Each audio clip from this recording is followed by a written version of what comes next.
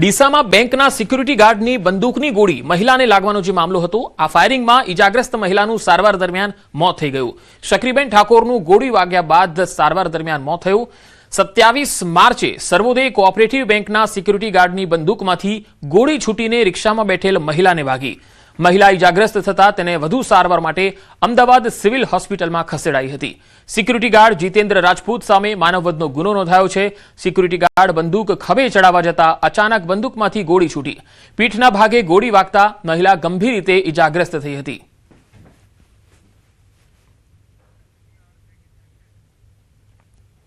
રાજકોટમાં આમ આદમી પાર્ટીના ઉમેદવાર અને મનપાના કર્મચારી વચ્ચે બોલાચાલી થઈ. દબાણ હટાવ શાખાના કર્મચારીઓ સાથે બબાલ થઈ.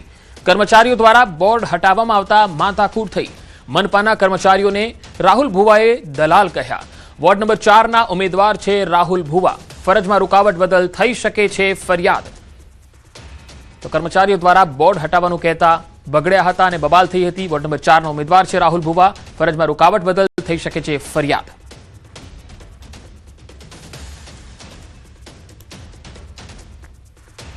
બિહારના દાનાપુરમાં ધોળે દિવસે કરોડો રૂપિયાની લૂંટ થતા ચકચાર મચી ગઈ. રાજકોટના બે વેપારીઓ જ્યારે કરોડોનું સોનું લઈને પસાર થઈ રહ્યા હતા ત્યારે નકલી કસ્ટમ અધિકારી બનીને આવેલા 5 શખ્સોએ ફિલ્મી ઢબે 15 કિલો સોનાની લૂંટ ચલાવી. ઘટનાની વાત કરીએ તો વેપારીઓ રિક્ષા દ્વારા પટનાના બાકરગંજ જઈ રહ્યા હતા. આ દરમિયાન પોલીસ લોગો ધરાવતી કાર અને 2 બાઇક પર સવાર બદમાશોએ તેમની રિક્ષા આંતરી હતી. સફેદ શર્ટ અને ખાકી પેન્ટ પહેરેલા આ ઠગબાજોએ પોતાની ઓળખ કસ્ટમ ઓફિસર તરીકે આપી અને તપાસ હાથ ધરી. તપાસના બહાને વેપારીઓની નજર ચૂકવી 3 બેગ લૂંટી લેવામાં આવી. એટલું જ નહીં, એક વેપારીને બળજબરીથી કારમાં બેસાડી નૌબતપુર રોડ પાસે ઉતારી લૂંટારુઓ રફુચક્કર થઈ ગયા. પોલીસે ઘટનામાં વપરાયેલી ચોરીની કાર અને બાઇક જપ્ત કરી છે. ट्रेन से वो दानापुर रेलवे स्टेशन पर उतरने के बाद वो जा रहे थे टेम्पो में बैठ के. टेम्पो में फिर बीच रास्ते में एक गाड़ी आई बोलेनो, जिसमें से 4-5 लोग उतरे और अपने आप को कस्टम पदाधिकारी बताकर उनका जो बैग था उनके पास उसकी जांच की. उन्होंने बोला कि हम इसकी जांच करना चाहते हैं. जांच के क्रम में उन्होंने उसका जो सामान था अपनी गाड़ी में रख लिया. साथ ही में जो एक स्टाफ था उनका, उसको भी गाड़ी में बैठा लिया. गाड़ी में बैठाने के बाद वो उसको लेके चले गए और थोड़ी दूर जाकर उसको छोड़ दिया और सामान जो था वो चोरी करके वो लोग वहाँ से ले गए. रोक के हमको बोला कि हम कस्टम ऑफिसर है तो हमको अपना बैग दे दो. तो थोड़ा देर तो हम घबरा गए. फिर इसको भैया को खींच लिया कि भाई तुम बैठो. अंदर बैग छीन लिया हाथ में से और हमने पूछा आप कहाँ से, कौन से, कहाँ से है, तो कुछ जवाब नहीं दिया उसने.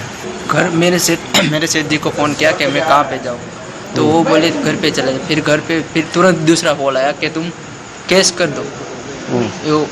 क्या बोलते हैं थाना में चले जाओ. तो इसलिए मैं थाना में इधर आ गया. અરવલ્લીના માલપુરના વાત્રક જળાશયમાંથી કેનાલોમાં પાણી છોડવામાં આવ્યું, જેના કારણે વિસ્તારના ખેડૂતોમાં આનંદની લાગણી જોવા મળી છે. જમણા કાંઠાની કેનાલમાં 50 ક્યુસેક અને ડાબા કાંઠાની કેનાલમાં 70 ક્યુસેક પાણી છોડવામાં આવ્યું. પાણી છોડવાથી માલપુર, બાયડ અને ધનસુરા તાલુકાના અંદાજે 3500 ખેડૂતોને લાભ મળશે. તેમને લગભગ 1500 હેક્ટર જમીન પિયત હેઠળ આવશે. ખાસ કરી મકાઈ, બાજરી અને જુવાર જેવા પાકોને આ પાણી જીવનદાનરૂપ સાબિત થશે. 10 થી 12 એપ્રિલ સુધી પાણીનો રાઉન્ડ પૂરો કરવામાં આવશે.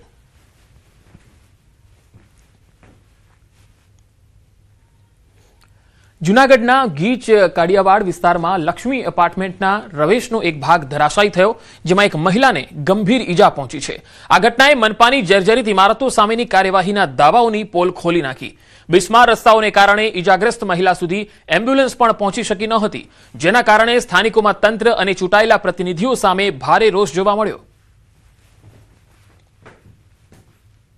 એ બિલ્ડિંગની પડદી મારા વાઈફના માથા ઉપર લાગવાથી અત્યારે એની હાલત ગંભીર છે. તંત્રની ઘોર બેદરકારી. કડિયાવાડમાં 2 વર્ષ પહેલા આખું બિલ્ડિંગ પડ્યું હતું, એમાં 4 જણાના મોત થયા છે. અત્યાર સુધી કોર્પોરેશન લેવલે બધાએ મોટા અવાજે કીધું હતું તંત્રને કોઈને છોડવામાં નહીં આવે.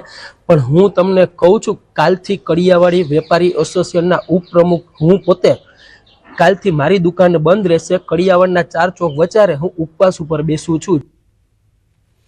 સ્થાનિક લોકોનો આરોપ છે કે કોર્પોરેટરો માત્ર ચૂંટણી ટાણે જ દેખાય છે અને વિસ્તારની પ્રાથમિક સુવિધાઓ કે સુરક્ષા બાબતે ઉદાસીન છે. કડિયાવાડ જેવી ગીચ વસ્તીમાં લટકતા મોત સમાન ઇમારતો વહેલી તકે ઉતારી લેવાની માંગ ઉઠી છે. જો તંત્ર હજુ પણ માત્ર કાગળ પર જ કાર્યવાહી કરશે તો ભવિષ્યમાં મોટી જાનહાનિ થવાની ભીતિ સેવાઈ રહી છે. હવે ભાજપના કોર્પોરેટર આવીને ખાલી નારિયેલ વધારીને ફોટા પડાવી જાય, પણ 6 મહિનાથી ફોટાનો કોઈ ઇલાજ થયો નથી. આ અને કમિશનર સાહેબે ઓફિસમાં બેસીને કઈ જોતા નથી, અને રોડ ફૂલ તૂટી ગયેલા છે, એને કઈ જોવાની ફરજ આવતી નથી. આમાં મોટું આંદોલન થશે. પોપડા પડવા, કોઈની માથે બેલા પડવા, આવું બધું થયા રાખે છે. નોટિસો આપે છે છતાં કોઈ પણ જાતની કાર્યવાહી થતી નથી. તો પછી અમારે કરવાનું શું? બાળકોના હમણાં વેકેશન આવશે, બધા રમતા હોય, ક્યારે કોની માથે શું થાય એની જવાબદારી કોણ લેવા તૈયાર છે? અહીંના રોડ કેટલા મહિનાથી આ ખોદેલા છે. ઘડીક ગટરનું કામ કરે, ઘડીક ભૂંગળાનું કામ કરે, બધી લાઈનોના કામ કરે, પણ રોડ બનતા નથી. તો આ દુર્ઘટના બાદ સત્તાધારી પક્ષના જ કોર્પોરેટરે મ્યુનિસિપલ કમિશનર પર દોષનો ટોપલો ઢોળતા જણાવ્યું કે 2 મહિના પહેલા રજૂઆત કરવા છતાં કોઈ પગલાં લેવાયા નથી. બીજી તરફ વિપક્ષે આક્ષેપ કર્યો કે તંત્ર માત્ર નોટિસની રમત રમે છે, નિર્દોષ લોકોના જીવ જોખમમાં મૂકે છે. વર્ષો પહેલા આ જ વિસ્તારમાં થયેલી જીવલેણ દુર્ઘટના બાદ પણ તંત્ર દ્વારા કોઈ નક્કર કામગીરી થઈ નથી. પહેલા અમે કમિશનર સાહેબને 2 મહિના પહેલા અગાઉ જાણ કરેલી છે. નવી જર્જરિત જે બિલ્ડિંગો છે વોર્ડ નંબર 10 ની તમામ ઉતારી લેવી, હવે બીજી ફરીવાર ઘટના ન બને. બેન, આપને થોડા જાણ કરવામાં આવે છે છતાં પણ અત્યાર સુધી કાર્યવાહી કેમ નથી થઈ? એ અમે તપાસ કરશું, સાહેબને પૂછશું કે શું કામ કરવામાં નથી આવી. એમને નોટિસો આપવાની હોય છે, પરંતુ માત્ર ખાલી નોટિસો આપીને સંતોષ માની લેવામાં આવે છે. જ્યારે આપણે જોઈએ કે કડિયાવાડ જેવા ગીચ વિસ્તારમાં જ્યારે આવી દુર્ઘટના થાય ત્યારે એમ્બ્યુલન્સ પણ નથી જઈ શકે. અને આ વિસ્તાર આપણે જોઈએ કે શાસક પક્ષના નેતા અને જે સ્ટેન્ડિંગના ચેરમેન છે એમનો છે.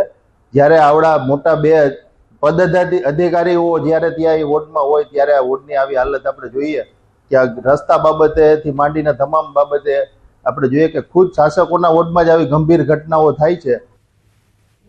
તો મ્યુનિસિપલ કમિશનરે સ્વીકાર્યું છે કે આ ઇમારતને 2023માં જ રિપેરિંગની નોટિસ અપાઈ હતી, છતાં 3 વર્ષ સુધી ફોલોઅપ લેવાયું ન હતું.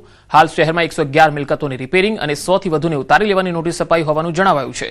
તંત્ર ફરી એકવાર નવા સર્વે અને નોટિસ આપવાની વાત કરી રહ્યું છે, જેનાથી જર્જરિત ઇમારતોનો ભય દૂર થશે કે કેમ એ મોટો પ્રશ્ન છે.